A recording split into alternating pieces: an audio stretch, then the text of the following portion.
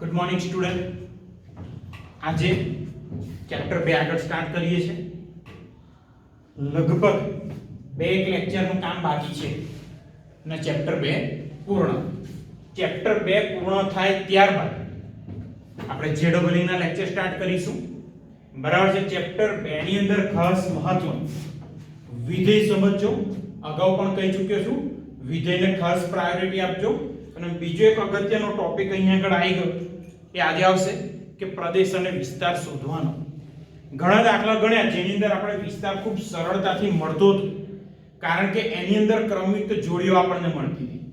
પણ ખાલી વિધેયનું ફોર્મ એટલે વિધેય સૂત્ર આપ્યું હોય તો કઈ રીતે કામ કરવું એ આજે શીખીશું.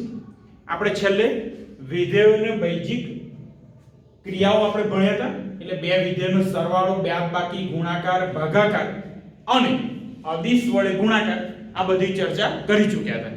અત્યારે વાત કરીએ છીએ આપણે સ્વાધ્યાય 2 નો પહેલો દાખલો. રકમ કઈ આવી છે? સંબંધ f એ fx બરાબર x2 0 less than or equal to x less than or equal to 3 અને 3x તો ક્યારે 3 less than or equal to x less than or equal to 10 થી વ્યાખ્યાયિત છે. સંબંધ જે આવી રીતે આપ્યો છે gx બરાબર x2 0 less than or equal to x less than or equal to 2 અને 3x 2 less than or equal to x less than or equal to 10 થી વ્યાખ્યાયિત છે. આપણે સાબિત કરવાનું છે કે f એ વિધેય છે પણ g એ વિધેય નથી. હવે વિધેય f ખાસ જો બરાબર છે. વિધેય f કેવી રીતે વ્યાખ્યાયિત થયેલું છે તો જો x ની કિંમત 0 હોય અથવા 3 હોય અથવા એની વચ્ચે તો વિધેય આપણે લેવાનું છે x2. જો x ની કિંમત 3 અને 10 અથવા એની વચ્ચે તો આપણે વિધેય અહીંયા આગળ લઈશું 3x. એટલે વિધેય ક્યારે કયું લેવાનું એ ખાસ મહત્વનું છે. એટલે x ની કિંમત 3 હશે તો પણ આ વિધેય આવી શકે અને x ની કિંમત 3 હોય તો 3x વિધેય પણ એપ્લાય કરી શકીએ.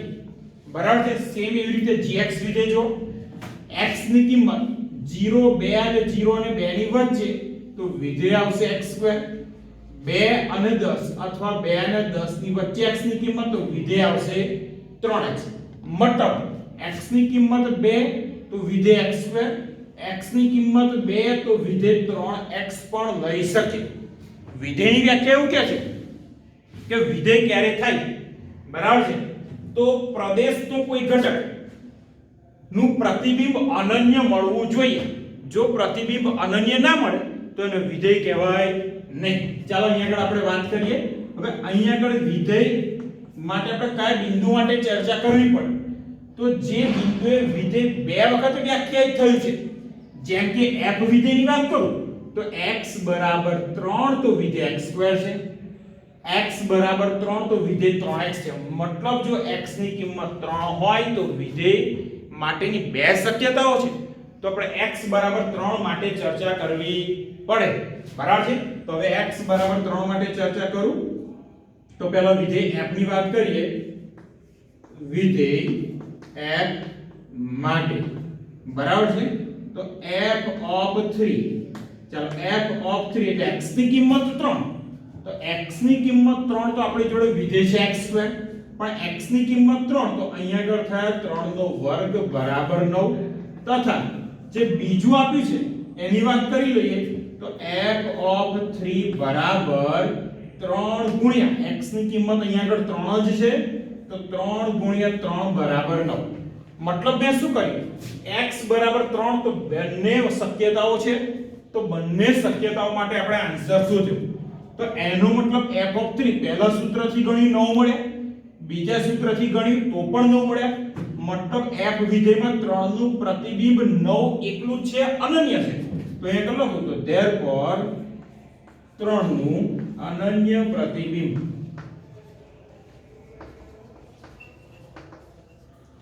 9 મળે છે. બરાબર છે. તો આનો મતલબ થયો f વિધેય છે. બરાબર છે. હવે g માટે વાત કરીએ તો g માં આપણે કયા બિંદુએ ચર્ચા કરવી પડશે તો કે 2 આગળ. x બરાબર 2 તો એક વિધેય x2 છે, x બરાબર 2 તો બીજું વિધેય 3x છે. સેમ આવી રીતે g of 2 બંને વખતે શોધીએ. જો બંને સેમ મળે તો વિધેય g છે. બરાબર. મતલબ g એ વિધેય છે પણ જો બંને અલગ અલગ મળે તો એનો મતલબ બે નું પ્રતિબિંબ અહીંયા આગળ કંઈક અલગ અલગ મળશે તો વિધેય થાય નહીં. ચાલો હવે વિધેય g માટે વાત કરી લો. તો અહીંયા આગળ લખું છું વિધેય g માટે તો આપણે વાત કરવાની x બરાબર 2 ની તો g of 2.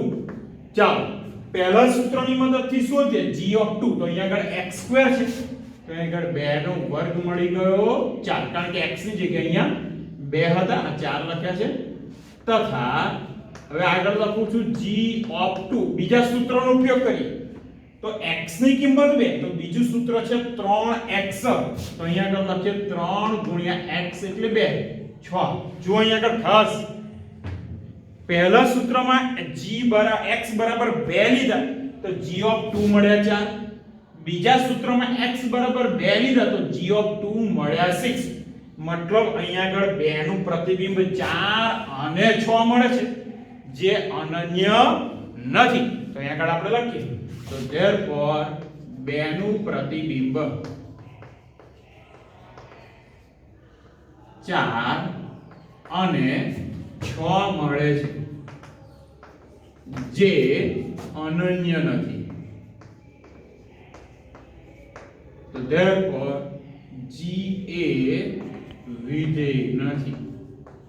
બરાબર છે. આપણે આગળ વાત કરી પ્રતિબિંબ હંમેશા અનન્ય જ મળવું જોઈએ. બરાબર છે. એટલે અહીંયા આગળ આ દાખલો કમ્પ્લીટ થયો.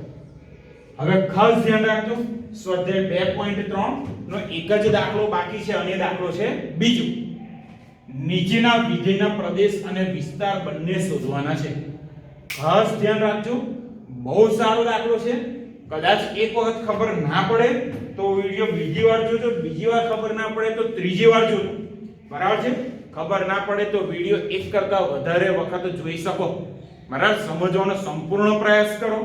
આગળ વાત કરીએ નીચેના વિધેયના પ્રદેશ શોધવાના છે અને વિસ્તાર શોધવાના છે. પ્રદેશ એટલે શું? તો x ની કિંમત આપણે ક્યાંથી લઈ શકીએ? શક્યતાઓ x ની કિંમત આપણે ક્યાંથી લઈ શકીએ? વચ્ચે એકાદ લેક્ચરમાં આપણે વાત કરી હતી સમય વિધેય હતું fx બરાબર અંશમાં એક બહુપદી હતી છેદમાં એક બહુપદી હતી તો એનો પ્રદેશ શોધ્યો તો છેદ બરાબર 0 લીધા હતા અને x ની બે શક્ય કિંમતો શોધી હતી તો r ની અંદરથી એ બે કિંમત બાદ કરી દીધી હતી. કેમ? તો જો એ બે કિંમત લો તો છેદ 0 થઈ જાય એટલે વિધેય અવ્યાખ્યાયિત થાય. તો એ બે કિંમત સિવાય તમે કોઈ પણ કિંમત લો તો વિધેય વ્યાખ્યાયિત થશે. તો એ વખતે પ્રદેશ કંઈક હતો r માઈનસ બરાબર છે r માઈનસ બે બિંદુઓ પેલા બે જે આપણે શોધ્યા હતા કે જ્યાં છેદ 0 થતો હતો. અહીંયા આગળ આપણે ચર્ચા કરીએ છીએ fx બરાબર માઈનસ માનાંકમાં x.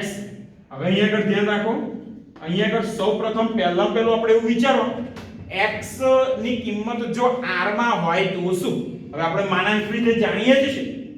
માનાંક વિધેયમાં માનાંકમાં x એટલે કે x એ હંમેશા r ની અંદર આવે.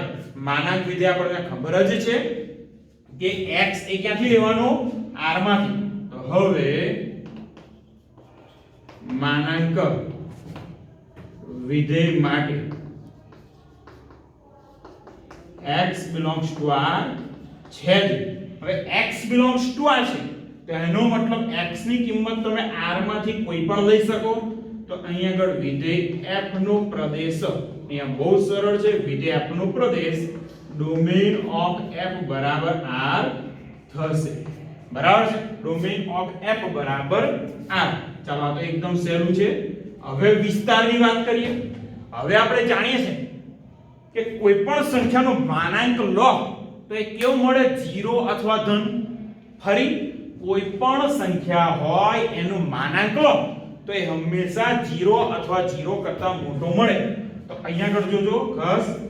હવે માનાંકમાં x always greater than or equal to 0. માનાંકમાં x ની કિંમત 0 અથવા 0 કરતા મોટી જ મળે. આગળ મેં વાત કરી હતી બરાબર છે. કોઈ પણ અસમતા ને અસમતા કહેવાય છે. greater than less than એ અસમતા. કોઈ પણ અસમતાને ઋણ સંખ્યા વડે ગુણ તો અસમતા બદલાય. બીજી વાત કરી હતી કે જો અસમતા હોય અને વ્યસ્ત કરો તો પણ અસમતા બદલાઈ જાય, એટલે કે ગ્રેટર ધેન હોય તો લેસ ધેન થાય, લેસ ધેન હોય તો ગ્રેટર ધેન થાય, greater than or equal to હોય તો less than or equal to થાય. હવે વિસ્તાર એટલે શું? તો fx ક્યાં આગળ છે, પ્રદેશ એટલે x ક્યાં છે, અને વિસ્તાર એટલે fx ની કિંમત આપણને ક્યાં ક્યાં મળી શકે છે. એ જ્યાં મળે કાં તો fx જે કિંમત ધારણ કરે એનો ગણ એટલે કે વિસ્તાર. હવે ખાસ ધ્યાન રાખજો, માનાંકમાં x greater than or equal to 0. હવે આપણને અહીંયા ખબર છે કે અહીંયા તો માઈનસ માનાંકમાં x છે, એટલે માનાંકમાં x ની આગળ -1 ગુણાયેલો છે. તો માનાંકમાં x છે આપણી જોડે, તો અહીંયા આગળ -1 વડે ગુણવું. આપણે જાણીએ છીએ ઋણ સંખ્યા વડે ગુણીએ તો અસમતા બદલાય. તો અહીંયા આગળ માઈનસ વડે ગુણ્યા તો માઈનસ માનાંકમાં x less than or equal to 0 અસમતા બદલે. પણ માઈનસ માનાંકમાં x એટલે કે fx, તો અહીંયા લખી દઉં fx is less than or equal to 0. એટલે fx ની કિંમત 0 અથવા 0 કરતા નાની, તો એનો મતલબ થયો fx belongs to 0 અથવા 0 કરતા નાની. તો fx belongs to શું લખાય? 0 કરતા નાની, તો છેક -ઇન્ફિનિટી સુધી. અહીંયા ઇક્વલ ટુ છે તો 0 બાજુ આવશે સમકૃત અંતરાલ. આનો મતલબ થયો fx ની કિંમત 0 અથવા 0 કરતા નાની. તો અહીંયા લખી દઉં fx નો વિસ્તાર કાં તો f નો વિસ્તાર એટલે કે રેન્જ ઓફ f બરાબર -ઇન્ફિનિટી થી 0. આ ખાસ ધ્યાન રાખજો દાખલામાં પ્રદેશ અને વિસ્તાર શોધવામાં. ઓકે, ચાલો હવે આપણે સ્વાધ્યાય 2.3 દાખલા નંબર બીજો, એનો બીજો દાખલો જોઈએ છે. દાખલા નંબર બીજાનો બીજો દાખલો ખૂબ સારો દાખલો છે સમજવાની દ્રષ્ટિએ. એ પહેલા હું સેજ બીજી ચર્ચા કરી લઉં. ખાસ ધ્યાન રાખજો, હું અહીંયા આગળ ધારો કે માનાંકમાં x ની કિંમત 3 અથવા 3 કરતા નાની કાં તો 3 કરતા નાની વિચારું છું. માનાંકમાં x ની કિંમત કેવી છે? 3 કરતા નાની. તો x ની કઈ કઈ કિંમતો શક્ય બને? ચાલો અહીંયા આગળ જોઈએ. સંખ્યા રેખા દોરીએ, વધારે અંદાજો આવશે. અહીંયા આગળ સંખ્યા રેખા દોરી. આ 0 1 2 3 -1 -2 અને અહીંયા આગળ મળ્યા -3. ચાલો x ની કિંમત, માનાંકમાં x ની કિંમત કેવી છે? 3 કરતા નાની. તો એની અંદર ચાલો માનાંકમાં 0 મૂકું, તો માનાંકમાં 0 બરાબર 0, 3 કરતા નાના થાય છે, તો x ની કિંમત 0 હોઈ શકે. બીજું, x ની જગ્યાએ હું 1 મૂકી દઉં તો માનાંકમાં 1 એટલે તો 1 એ 3 કરતા નાનું છે, તો x ની કિંમત 1 પણ હોઈ શકે. એટલે x ની એવી કિંમત શોધવાની કે જે આનું સમાધાન કરે. એટલે કે એ કિંમત અહીંયા x ની મૂકીએ તે 3 કરતા નાની થવી જોઈએ. ચાલો x ની જગ્યાએ હવે 2 મૂકો, તો માનાંકમાં 2 એટલે કે 2 એ પણ 3 કરતા નાના થાય છે. 3 મૂકો તો માનાંકમાં 3 એટલે કે 3, 3 લેસ ધેન 3 ના ચાલે, બરાબર? સમાધાન નથી કરતું. 3 ઇક્વલ ટુ 3 છે. ચાલ 2.99 લો, તો 2.99 એનું માનાંક, તો પ્લસ 2.99 3 કરતા નાના, તો એનો મતલબ 3 થી નાની તમે કોઈ પણ સંખ્યા લો તો આનું સમાધાન થશે. હવે આગળ ઋણ સંખ્યા બાજુ વિચારીએ. માનાંકમાં -1, માનાંકમાં -1 એટલે +1, તો એ પણ 3 કરતા નાના છે. એવી રીતે માનાંકમાં -2 એટલે થશે +2, એ પણ 3 કરતા નાના. આગળ વિચારો માનાંકમાં -3, તો એ તો 3 થયા, એ 3 જેટલા છે તો ચાલે નહીં. તો એનો મતલબ -3 ના આવે, પણ -3 થી મોટી સંખ્યા વિચારો. -2.99, તો માનાંકમાં -2.99 તો થયા +2.99, 3 કરતા નાના છે. મતલબ અહીંયા આગળ x ની કિંમત કઈ કઈ હોઈ શકે? તો x ની કિંમત -3 કરતા મોટી પણ +3 કરતા નાની. એટલે અહીંયા આગળ માનાંકમાં x લેસ ધેન 3, તો તમે આવું લખી શકો -3 less than x less than 3. આ ખાસ ધ્યાન રાખજો, બરાબર છે? આનું અર્થઘટન સેમ આવી રીતે વિચારીએ. માનાંકમાં x જનરલ સ્વરૂપ લખું છું less than or equal to a, તો અહીંયા આગળ લખાશે a less than or equal to x less than or equal to a. ખાસ ધ્યાન રાખજો બરાબર આ બંને વસ્તુનો. ચાલો હવે મેઈન વાત વિધેય fx બરાબર વર્ગમૂળમાં 9 x2 છે. આપણે શોધવાનું છે પ્રદેશ અને વિસ્તાર. કેવી રીતે કામ કરીશું? તો હવે અહીંયા શું વર્ગમૂળમાં -5 જાણો છો? વર્ગમૂળની અંદર -5 ની વાત કરું છું તો વર્ગમૂળની અંદર -5 એ વસ્તુ આપણને મળે જ નહીં. બરાબર કોઈ પણ ધન સંખ્યાનું વર્ગમૂળ મળે પણ ઋણ સંખ્યાનું વર્ગમૂળ શક્ય નથી. એટલે એનો મતલબ અહીંયા આગળ 9 x2 વર્ગમૂળમાં 9 x2 હંમેશા કેવા મળશે? ધન જ મળે. ખાસ ધ્યાન રાખો વર્ગમૂળમાં 9 x2 હંમેશા ધન મળે. તો ત્યાંથી શરૂઆત કરું છું. અહીં વર્ગમૂળની અંદર 9 x2 ઓલવેઝ અંદરની વસ્તુ અંદર 9 x2 હંમેશા ધન જ મળે અથવા 0 મળે. ત્યારે ઋણ મળી શકે નહીં. બરાબર છે? એટલે 9 x2 always greater than or equal to 0. x2 ગયા પેલી બાજુ તો 9 is greater than or equal to x2. મતલબ x2 ની કિંમત 9 મળી શકે અથવા તો 9 કરતા નાની. ચાલો અહીંયા આગળ ફરી પાછી એક સંખ્યા રેખા દોરી દઉં છું. અહીંયા થઈ ગયા 0 1 2 3. અહીંયા -1 -2 -3. એવી સંખ્યાઓ મારે જોઈએ છે કે જેનો વર્ગ કરો તો 9 અથવા 9 કરતા નાનો થાય. એ સંખ્યા ધન હોય ઋણ હોય કે 0 હોય. ચાલો 0 લો તો 0 નો વર્ગ 0 9 કરતા નાનો છે. બરાબર 1 નો વર્ગ 1 એ પણ 9 કરતા નાનો. 2 નો વર્ગ 2 એ પણ 9 કરતા નાનો. 3 નો વર્ગ 9 તો 9 જેટલો છે. તો તમે કઈ કિંમત લઈ શકો? 0 1 2 3 અને એની વચ્ચે કોઈ પણ સંખ્યા લો. દાખલા તરીકે 2.5 લીધા તો 2.5 નો વર્ગ 6.25. 9 કરતા નાનો જ છે. હવે 3 કરતા મોટી સંખ્યાનું વિચારો 4 તો 4 નો વર્ગ 16. 9 કરતા નાનો નથી. તો આપણે કઈ કિંમત લઈ શકીએ? 0 અને 3 વચ્ચેની બધી જ અને 0 ને 3 પણ આવી શકે. નેગેટિવ સાઈડ પર વિચાર. -1 લો તો -1 નો વર્ગ 9 કરતા નાનો છે. -2 નો વર્ગ એટલે કે 4 એ પણ 9 કરતા નાનો. -3 નો વર્ગ 9 એ 9 જેટલો છે. -4 વિચારો તો -4 નો વર્ગ એટલે 16 થાય. 16 9 કરતા નાના આવે નહીં. તો ઋણ સાઈડ પણ કઈ કિંમતો આવશે? તો ઋણ સાઈડ આવશે -3. અહીંયા આગળ છે 3 સુધી આવશે. ખાસ જોતા રહેજો. અહીંયા આગળ આવશે -3.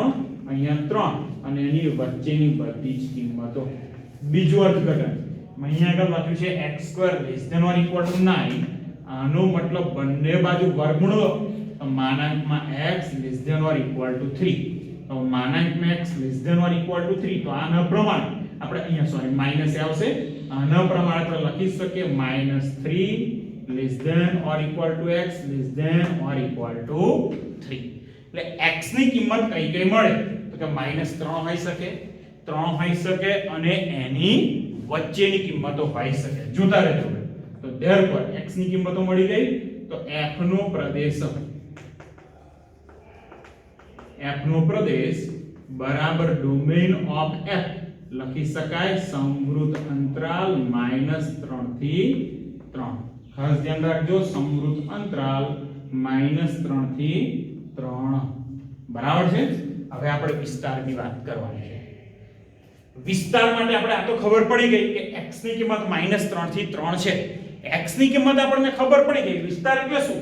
તો કે fx ની કિંમત ક્યાં મળે છે. ધ્યાન રાખજો fx ની કિંમત ક્યાં આગળ મળે છે કાં તો fx ની કિંમત કઈ હોઈ શકે એ બધી જ કિંમતોનો ગણ એટલે કે વિસ્તાર. જોતા રહેજો અહીંયા આગળ. હવે વિસ્તાર માટે વાત કરીએ તો અહીં x belongs to -3 થી 3 આ તો છે જ એટલે કે x નો પ્રદેશ. જો x ની કિંમત -3 થી 3 માં છે તેનો મતલબ આવું -3 x ≤ 3. હવે અહીંયા આગળ હું લખું છું. આપણે આ જોઈએ છે વર્ગમૂળમાં 9 x2 શું થાય? બરાબર છે? -3 થી 3 છે તો આનો મતલબ જો આપણે x² કરીએ તો x² ની કિંમત 0 આવી શકે અથવા તો 9 આવી શકે એટલે x² એ 9 અથવા 9 કરતા નાના પણ 0 અથવા 0 કરતા મોટા આની અંદર કોઈ પણ સંખ્યા લો એનો વર્ગ કરો તો વર્ગ કરો એટલે 0 અથવા 0 કરતા મોટા આવવાના જ છે પણ 9 અથવા 9 કરતા નાના પણ આવવાના જ છે બરાબર છે એટલે ખાસ અહીંયા આગળ 0 less than or equal to x² less than or equal to 9 આગળ વાત કરીએ હવે અહીંયા આગળ જોતા રહેજો x² 9 ને હું આ બાજુ સોરી અહીંયા આગળ જોતા રહેજો x² less than or equal to 9 આટલાનો જ ઉપયોગ કરું છું અહીંયા આગળ ઉપયોગ કરું છું x² less than or equal to 9 બરાબર છે તો અહીંયા આગળ મારે જોઈએ છે 9 - x². ધ્યાન રાખજો મારે જોઈએ છે 9 - x². તો અહીંયા આગળ -1 વડે ગુણું બરાબર છે એના કરતા સીધું જ અહીંયા આગળ પતી જશે -1 વડે ગુણવાની કોઈ જરૂર નથી આપણે જોઈએ છે 9 - x² તો x² ગયા સામે તો અહીંયા થાય 0 અહીંયા 9 - x². એટલે 9 - x² ની કિંમત 0 અથવા 0 કરતા મોટી મળી બરાબર છે 9 - x² કેટલા મળ્યા 0 અથવા 0 કરતા મોટા હજુ આગળ ચર્ચા કરવાની બાકી છે બરાબર છે અહીંયા આગળ 9 - x² 0 અથવા 0 કરતા મોટા મળી ગયા તો એનું વર્ગમૂળ લો તો વર્ગમૂળની અંદર 9 - x² is always greater than or equal to 0 એટલે અહીંયા આગળ એનો વિસ્તાર તો 0 અથવા 0 કરતા મોટો આવવાનો બરાબર છે વર્ગમૂળ લઈએ છે તો હવે આગળ એની વાત કરીએ તો આગળ વાત અહીં આવશે કે એ કિંમત કોના કરતા નાની છે બરાબર છે એક ખાસ ચર્ચા કરવી પડશે જોઈ લેજો અહીંયા આગળ ખાસ હવે 0 અથવા 0 કરતા તો મોટા આવી ગયા ચાલો કિંમતો અમુક મૂકી જોઈએ અહીંયા આગળ x બરાબર 1 મૂક્યા તો 1 નો વર્ગ બરાબર છે 9 - 1 8 એનું વર્ગમૂળ સરસ મળે 2 મૂકીએ તો 2 નો વર્ગ 4 9 - 4 5 સરસ મળે છે 3 ઉપર તો 3 નો વર્ગ આવશે 9 તો 9 - 9 x ની કિંમત જે મતલબ આ જે વર્ગમૂળમાં છે એની કિંમત 0 આવી શકે તો અહીંયા આગળ લખું છું fx is always greater than or equal to 0 ચાલો અહીંયા આગળ હું મૂકું છું x બરાબર 0 તો વર્ગમૂળમાં 9 - 0 તો મળ્યા +3 એટલે અહીંયા આગળ વર્ગમૂળમાં 3 આવી શકે વર્ગમૂળમાં 9 એટલે કે 3 હવે x બરાબર 4 લઈએ એ તો લેવાય જ નહીં બરાબર છે તો અહીંયા આગળ વર્ગમૂળમાં 9 - x² એની નાનામાં નાની કિંમત 0 મળી સમજો વર્ગમૂળમાં 9 - x² ની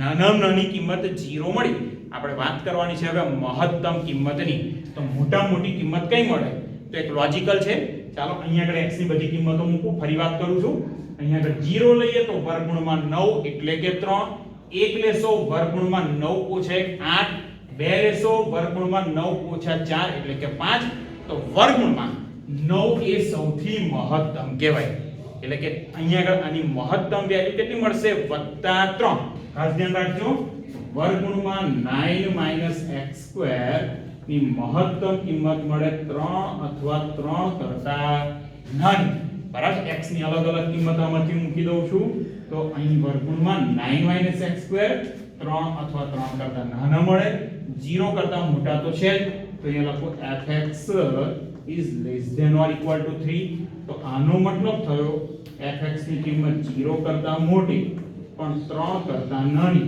તો fx ની કિંમત ક્યાં આવે સમૃદ્ધ અંતરાલ 0 થી 3 તો therefore f